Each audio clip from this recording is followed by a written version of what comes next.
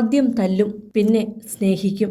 ദേഷ്യം വരുമ്പോൾ എന്താണ് ബാല ചെയ്തു കൂട്ടുന്നത് എന്ന് ആർക്കും അറിയില്ല. അപ്പോൾ എലിസബത്ത് ഭയന്നു വിറയ്ക്കുമായിരുന്നു. എന്നാൽ ആ ദേഷ്യം കെട്ടടങ്ങുമ്പോൾ പുതിയ അടവുകളുമായി ബാല വരും.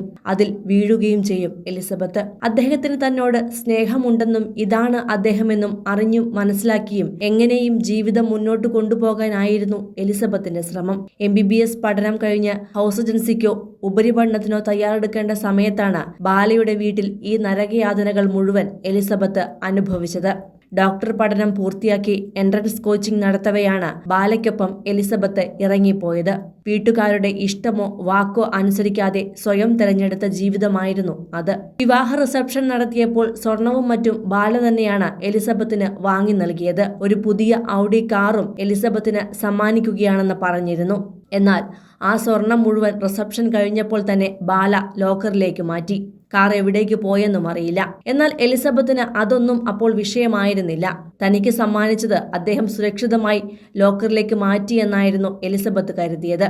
ആദ്യമൊക്കെ നല്ല പെരുമാറ്റവും സ്നേഹവും ഒക്കെയായിരുന്നു ബാലയുടേത്.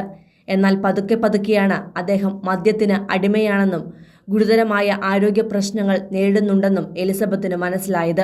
ഓരോ 2 മാസം കൂടുമ്പോഴും ആശുപത്രിയിലാകും. ഒരിക്കൽ ഹണിമൂണിനെന്ന് പറഞ്ഞ് റെഡിയായി നിൽക്കുമ്പോൾ നേരെ പോയത് ആശുപത്രിയിലേക്കാണ്. അവിടെ എത്തിയ ഉടൻ ചോര ഛർദ്ദിച്ചു, ICUവിലായി. അപ്പോഴാണ് ഈ അസുഖമെല്ലാം നേരത്തെ ഉണ്ടായിരുന്നതാണെന്നും ഇതൊക്കെ മറച്ചുവെച്ചാണ് വിവാഹം കഴിച്ചതെന്നും തിരിച്ചറിഞ്ഞത്. എന്നാൽ അത് ചോദ്യം ചെയ്യാനുള്ള മാനസികാവസ്ഥയായിരുന്നില്ല എലിസബത്തിനപ്പോൾ. ഇവൾ ഒപ്പമുണ്ടെങ്കിൽ എനിക്കൊന്നും പറ്റില്ല, എന്നെ ICUവിൽ കയറ്റിക്കോളൂ എന്ന് പറഞ്ഞായിരുന്നു അന്നത്തെ ബാലയുടെ പ്രകടനം. ഇതൊക്കെ സ്നേഹത്തിന്റെ പേരിലുള്ളതായി കാണാനേ അന്ന് എലിസബത്തിന് അറിയുമായിരുന്നുള്ളൂ. എന്നാൽ പിന്നാലെ ദിവസങ്ങൾ കഴിയും തോറും തിരിച്ചറിഞ്ഞത് ബാലയുടെ മനസ്സിനുള്ളിലെ ചെകുത്താനെ തന്നെയായിരുന്നു. അതിനിടയിലും എലിസബത്ത് MDക്ക് പഠിക്കാൻ എൻട്രൻസ് എക്സാമിനുള്ള തയ്യാറെടുപ്പുകൾ നടത്തിയിരുന്നു. 1.5 വർഷത്തോളം ഉറക്കമിളച്ച് പഠിച്ച് പരീക്ഷയ്ക്കുള്ള ഹാൾ ടിക്കറ്റ് വന്നപ്പോൾ അതെടുക്കാൻ പോലും സമ്മതിച്ചില്ല. അതിനും മർദ്ദനം ഏറ്റുവാങ്ങി. 3 ദിവസത്തോളമാണ് മുറിയിൽ പൂട്ടിയിട്ട് മർദ്ദിച്ചത്.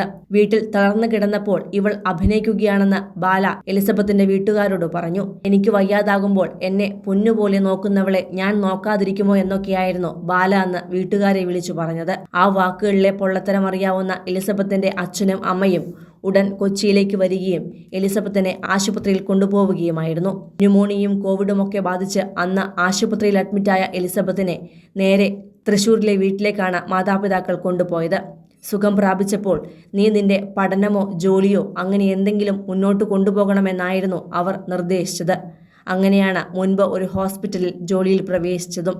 അന്ന് ഇരുവരും കുറച്ചുകാലം പിരിഞ്ഞു കഴിഞ്ഞിരുന്നു. ആ കാലയളവിൽ ഇവർ തമ്മിൽ വേർപിരിഞ്ഞോ എന്ന വാർത്തകളും പുറത്തു വന്നിരുന്നു.